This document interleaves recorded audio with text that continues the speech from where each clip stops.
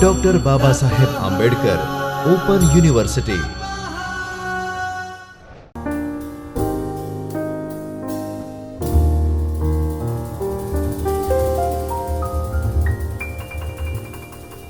Welcome to Dr. Babasaheb Ambedkar Open University. I Preeti Basir welcome you at the Chaitanya Studio in the lecture series of Postgraduate Diploma in Cyber Security for the subject PGDCS 203 Application and Network Security. Now, let us start with the second unit of Block 1. It is all about programming bug and malicious code. Today, modern technology has become an inseparable aspect of our lives, and it is difficult to think of world without it. However, the advancement in the technology also come with risk, especially in the terms of malicious code that threaten the health of computer systems. So, in this lecture, we are going to talk about programming bugs and malicious code. If you understand how malicious code operates, you can be step ahead in containing it and removing it. So guys, let us start the agenda slide. Today's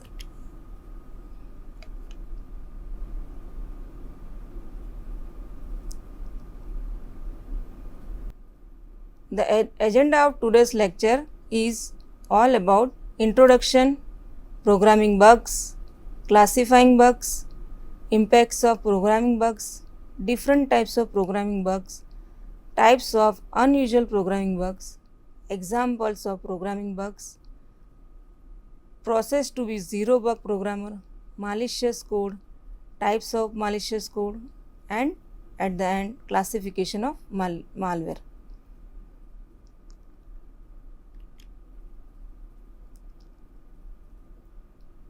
So let us start discussing the introduction slide.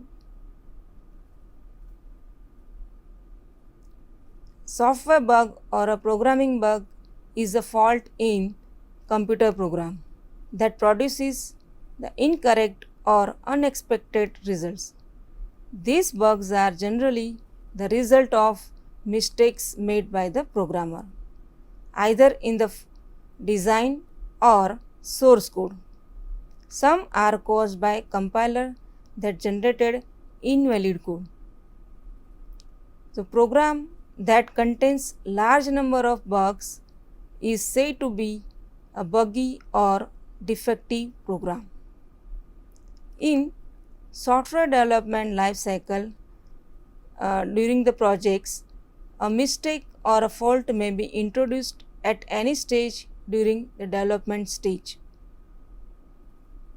They arise from the oversight or mutual misunderstanding made by the software team during the specification, design, coding, data entry, and documentation.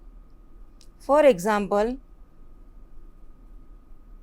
if in creating relatively simple program to sort the list of words into the alphabetical order, one's design might fail to consider what should happen when the word contains hyphen. Some bugs have only subtle effect on the programs. Some bugs have only subtle effect on the program's functionality and thus lie undetected for a long time. More serious bug can cause program to crash or freeze. Malicious code is an application security threat that cannot be efficiently controlled by conventional antivirus software alone. Malicious code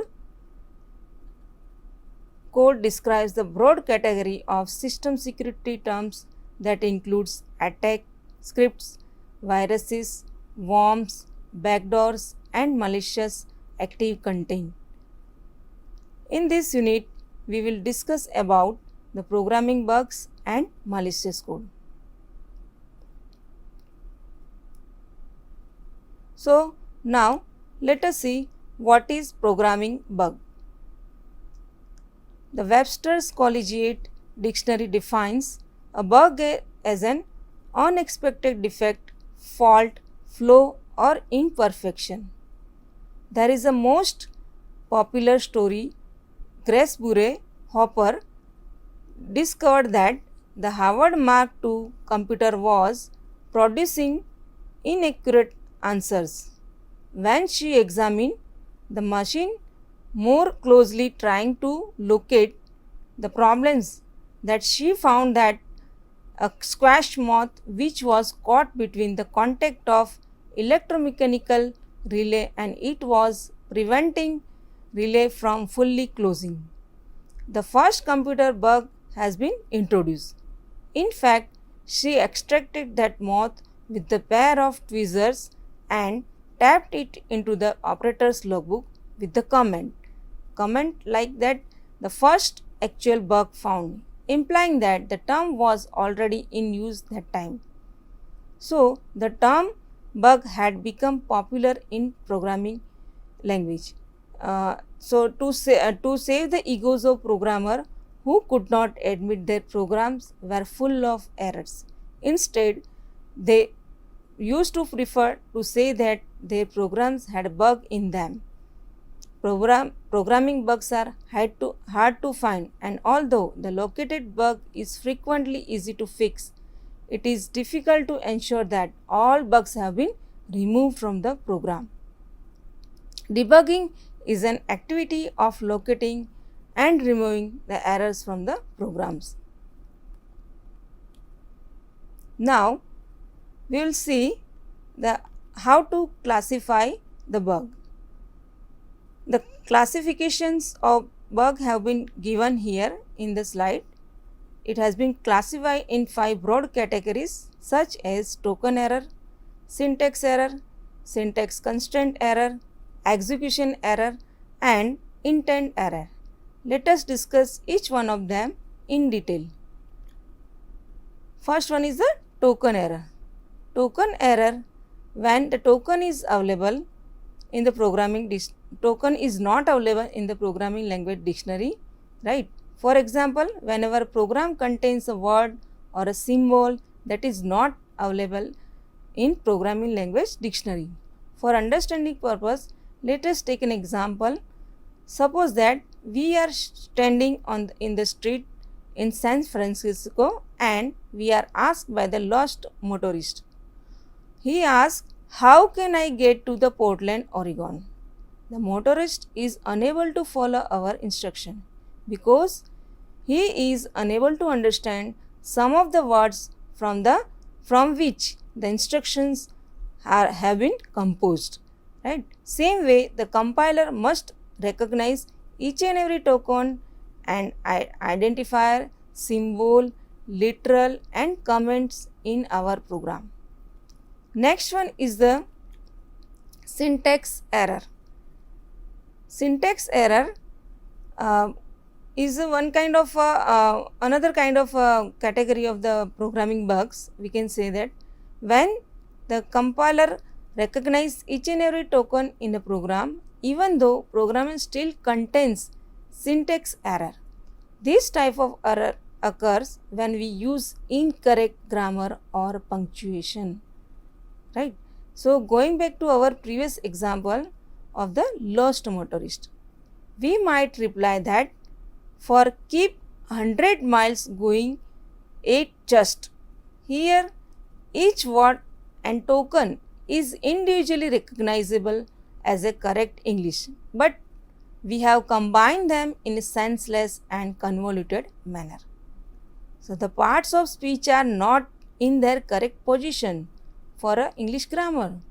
So that's why we are having such kind of syntax error in our program. Right? Now next one is the syntax constraints error. Syntax constraint error occur when the compiler cannot determine the meaning of program. Suppose that we have told the motorist keep going for 800 just mile. Technically, this sentence is syntactically correct, but the phrase just mile is meaningless. So once again, the motorist would not be able to understand fully what we have told to him. So, if program contains any syntax, tokens or syntax constraint error, this is called compiler time error, right? So, the compiler will discover them, and in all three cases compiler has no idea what we mean to say.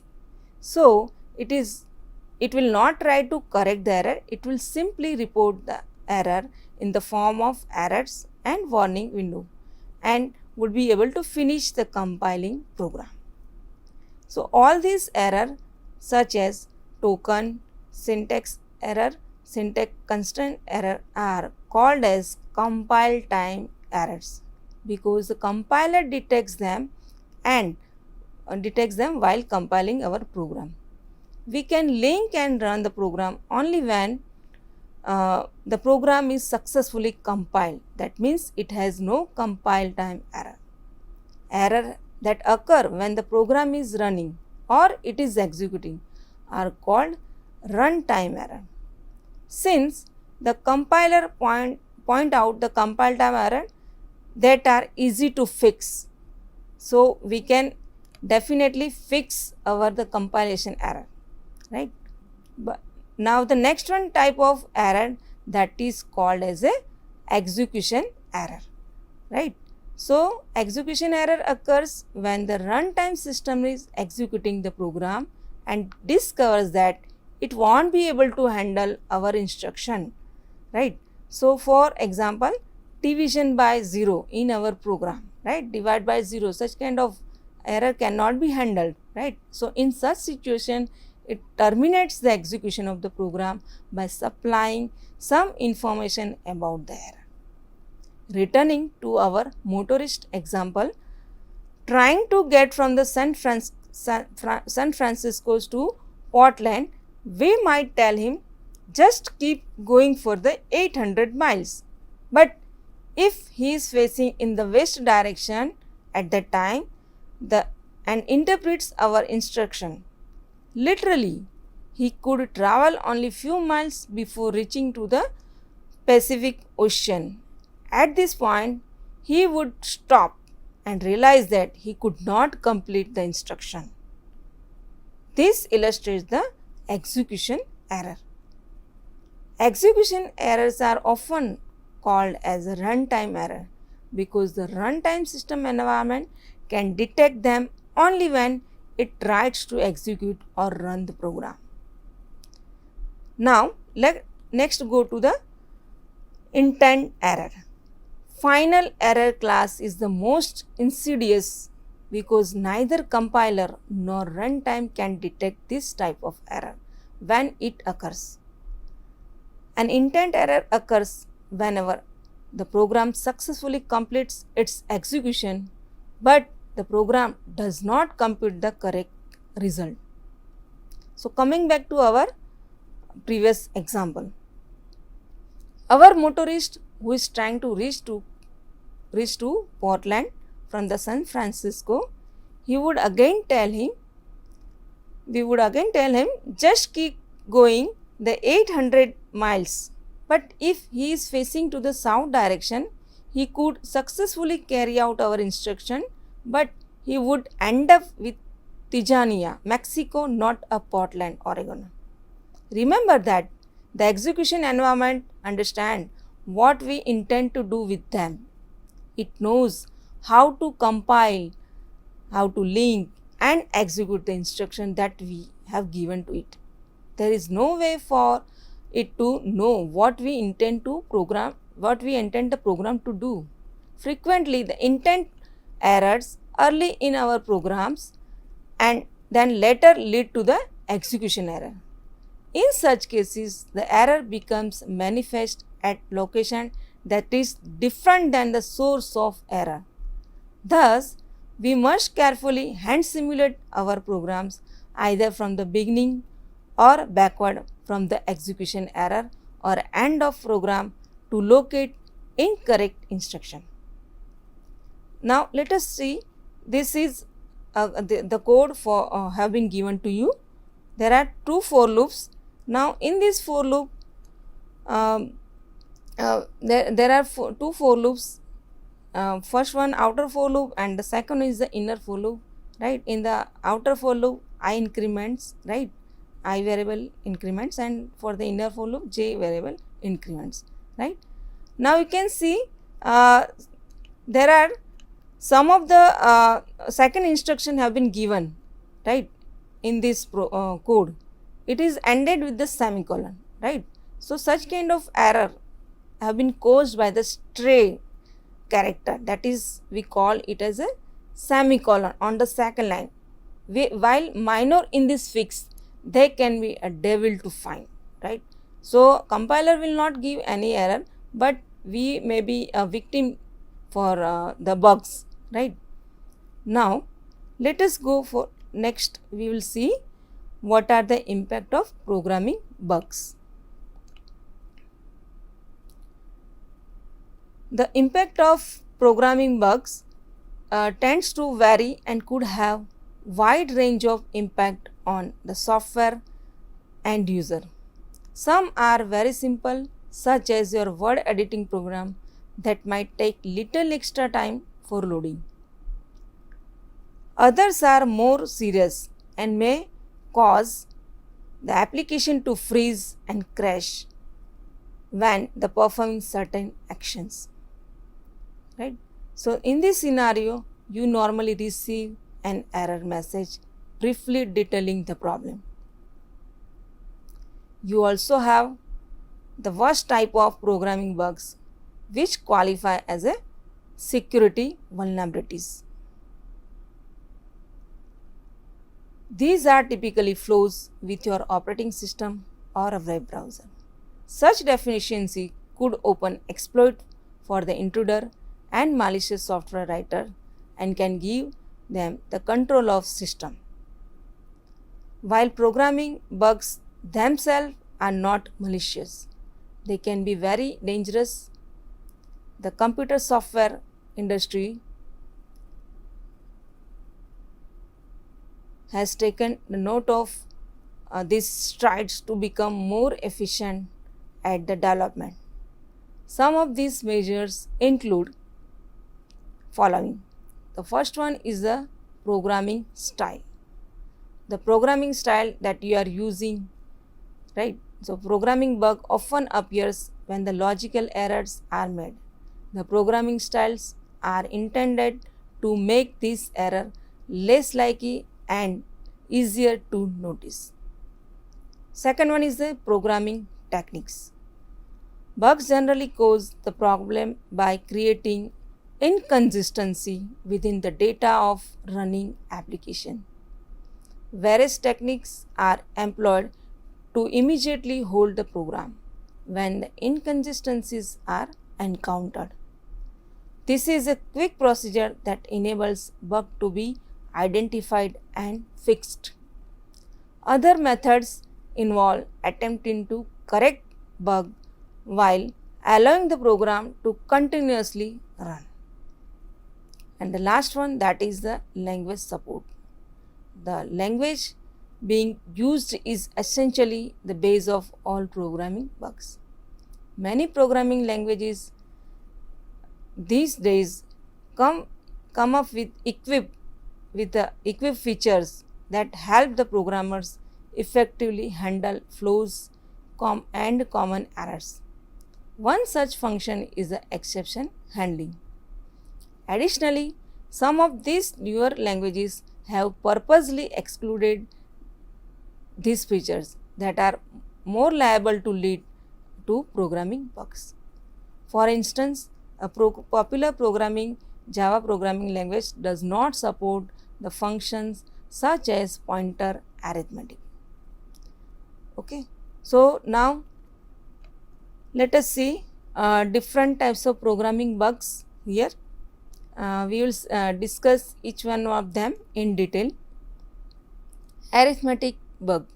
Arithmetic bugs occurs due to several reasons. The first one is the division by 0, right? Divide by 0 error, right?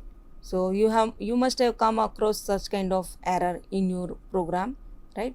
The next one is a arithmetic overflow or underflow condition, right? So, and the last one is the loss of addition inaccurateness as an after effect of rounding absurdly or a numerically ambiguous algorithm. Next one is the logic bugs. Computer programming bugs such as infinite loop. You are writing a code like as a infinite loop. This bug can crash your system, right? Okay, and if you are using the absolute formula, again you can have such kind of bugs in your code, right? Next one is the syntax bug. Syntax bugs in error in the system, the code of application. It is small grammatical mistake can be done in it can be done in any one symbol, right? So compiler provides the information about such bugs when the code is compiled, and the developer can fix them very quickly. Then the resource bug. Resource bugs are caused by different reason. First one is a null error dereference. Then using uninitialized variable. Then the third one is the access violation. Fourth one is the resource leak, such as memory leak situation. Or memory is leaked when the objects present in the heap that are no longer used, but the garbage collector is unable to remove these objects from the memory, and thus they are unnecessarily maintained. A memory leak is bad because it blocks memory resources and degrades the system performance over a time, and if not dealt with, the application will eventually exhaust its resources and finally terminating with the fatal error. The next one is a buffer overflow. Buffer overflow condition exists when the program attempts to put more data in buffer than it can hold. One more thing is that multi-threading programming bugs, right? These kind of bugs occurs due to the deadlock situation and race condition. The deadlock situation occurs where a task can't continue until A can't continue until task B finish, and at the same time B can't continue until the task A finishes. Another problem with the multi-threading bugs is race condition, right? One more categorization of the this bug is called as a interfacing bug. Interfacing bug occurs due to the incorrect use of API, incorrect agreement implementation, incorrect accountments handling, incorrect assumptions of code platform. Now, let us go ahead the types of unusual programming bugs. While some programming bugs are simple and easy to find, and others are very much complex and difficult to find. Unusual software bugs refer to the class of programming bugs that flows programming bugs that are extremely difficult to both comprehend and repair. There are several types primarily named after historic scientists who introduced the theories and personify their strange behavior. These are Schrödinger bugs, Heisenberg bugs, Born bugs, and Mundell bugs. Let us discuss each one of them in detail. The first one, the Schrödinger bugs. Schrödinger bug is a classification of unusual software bugs. It is unusual software bug. This type of bug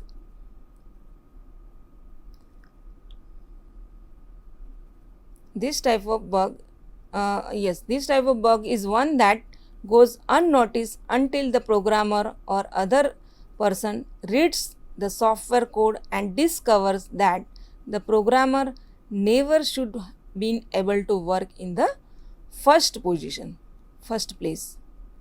In the discovering the Schrödinger bug, the bug manifests and the program will no longer function until the bug has been fixed.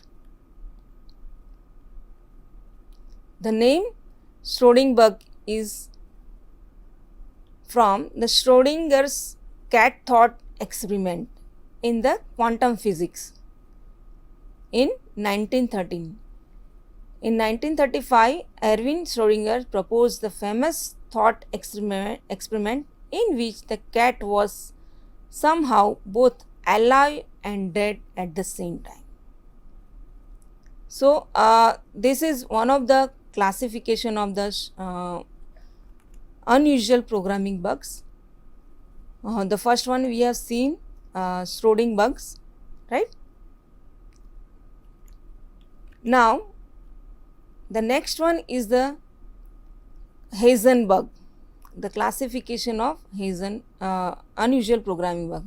The Hazen bug is a software bug that changes or alters its behavior when it's being observed or undergoes isolation.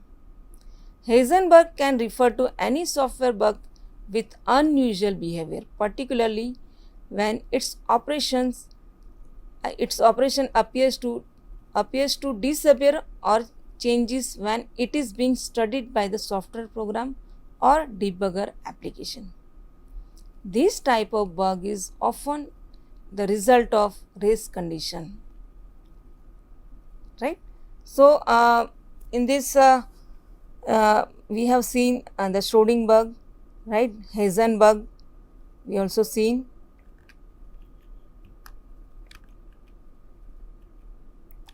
Schrödinger bug and okay.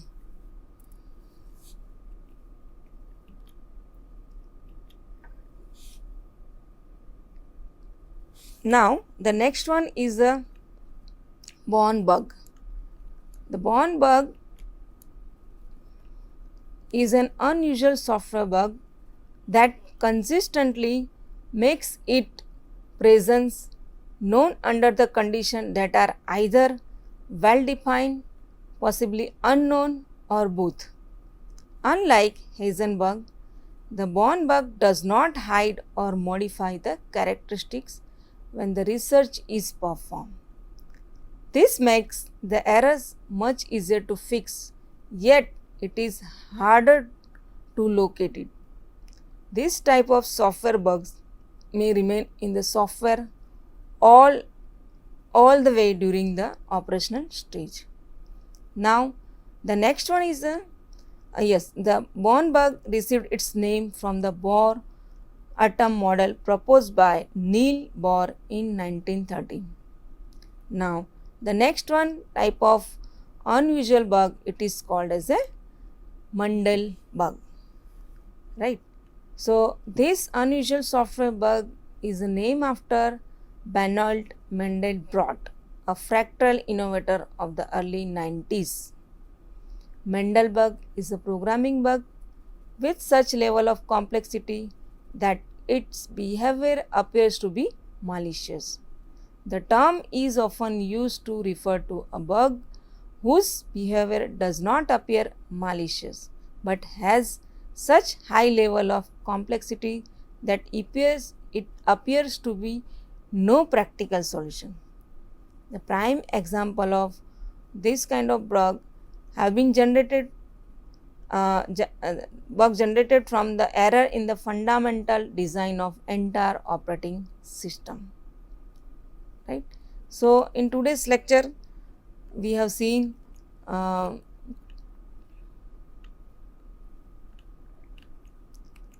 Schrödinger bugs, Hazen bug, Born bug, Mendel bug, and in detail, right? Now, let us see the examples of programming bug. So this is called as a exceed. Here the code has been given to you, right? There is a two for loop, okay, outer for loop and inner for loop. In this we have this pixel variable is getting incrementing, right? Okay, now in the second line of code, right, such kind of error is does not come under notice. Even some compiler does not show the warning or error messages, but it considers, right? So this kind of bug is called as an accidental bug, right? So these accidental bugs are often caused by the stray characters, right? As we have seen in the second line, we have unknowingly being using the semicolon, right, in the for loop. Okay, so this minor in the it is very much minor for their fixing, but they can be a devil to find. It's very difficult to find this error. Missing or improper initialization. You can see here the minimum value. This function indicates the minimum to find out the minimum from the array, right? Here we can see the variable current min is not initialized, right? So some compiler has a capability to identify if the variables they have not been initialized, right? So it show, otherwise it may ignore, and compiler will initialize such kind of variables by default value, right? But it is hard to find out such kind of error than the missing one, right? And you will get the unexpected result at the same time. Then dyslexics. Here this program is all about finding the minimum value, right? So here you can see the program has used the greater than, right? It is using the greater than symbol for comparing the elements of the array with this current min variable. Okay, so it keeps unnoticed to the development sides, right? And it gives the unexpected result, right? And the people who are not normally dyslexics are subject to this type of error, right? Then the next one is the miscopy bug. Here you can see the switch cases. In this switch case we have four cases: case 1, case 2, case 3, case 4. In case 1 we are doing something, case 2 something 2, right? Case 3 it is copied from the case 1, right? So unnecessary cases are getting copied here, right? Under case 3 the values are not changed as appropriate for the case, right? So code reuse is good, but this form of code of copying has its own danger, and we the programmer are not aware about such kind of bugs, right? Then the last one, next one is the accidental error, accidental bug. Here there in code there is a two statement, right? If condition, and the second one is the we are using we are initializing. There are two bugs in one. These are usually caused by the accident rather than misunderstanding. The equal sign of line 1 should be probably double equal, and the double equal sign of line 2 should be always certainly be equal. Neither of these statement is syntactically wrong, and many compiler will warn about both of these. But although such kind of accident error can cause the programming bugs, right? Then the next one is the abuse global bugs. This program illustrates some fun with the global or local variables. In function foo, j is a local and I is a global. Since I is being used as a local variable, this is almost certainly wrong. Making j local here may or may not be logically correct, but it is certainly incorrect since the semantic meaning of j is being used in two different ways, right? So in main j is a local, so when it gets set by call to foo, the global value is not being set, so need is out of luck, the value, and this value is still undefined. So the moral is that if variable is global, never use that name for anything else.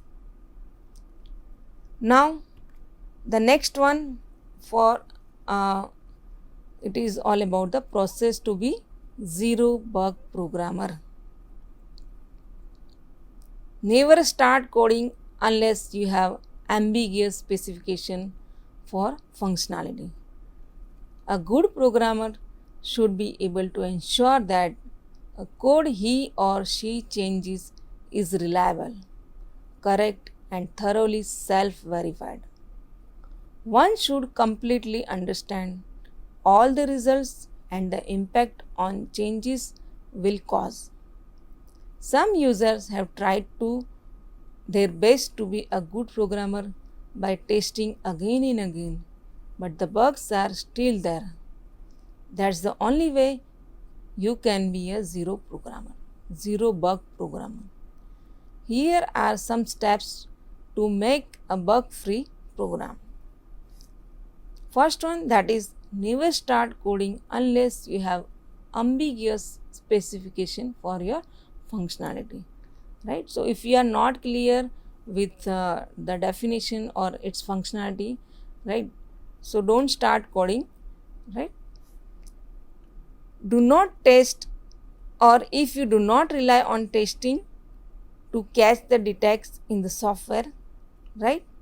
So if testing softwares are not reliable, so it is our general advice that don't test it, right?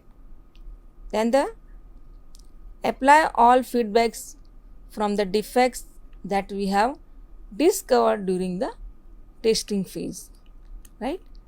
So whatever the feedbacks we are getting, right, during the testing phase, we have to consider it, right? Discard all defective components completely as soon as the defects are found.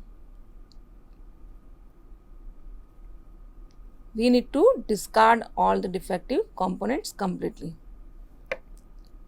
Then update your checklist.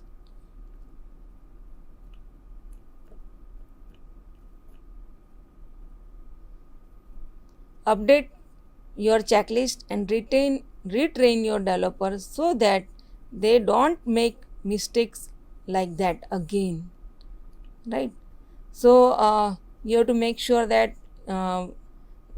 such kind of errors are repeatedly coming, right? And for that you have to make some checklist, right? And you have to train your developers, right? So that whenever such kind of bugs or errors comes, right, they should be taking care while developing the projects or program, right?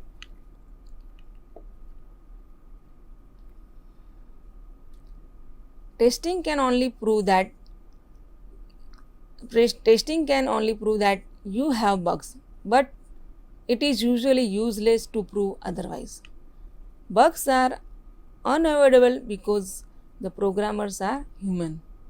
If we all can do is try our best to prevent them. Zero bug programmer is an oxymoron. It is an oxymoron like a silent singer. The characteristic which will make you a better programmer that are as follows. We have to be humble. You are and you will be making mistakes repeatedly. Be fully aware about the limited size of code. Fight the combinatorial explosion. Fight. You have to fight with the combinatorial explosion. Get rid of changeable state and learn programming functionality. Reduce number of possible code path, right? Whatever the paths are there, right, you have to reduce accordingly. Understand the size of input and output spaces, right, and try to reduce them in order to get ever closer to 100% test coverage, right? So these are the things we have to follow. Always assume that your code is not working, prove it otherwise, right? So uh, in this lecture we have discussed about various functionality, software bug and programming bug, right? We have seen different types of bugs, unusual bug, usual bug also, different Hazen bug. Okay, so I hope you must have understood this lecture. See you in the next lecture. Thank you very much.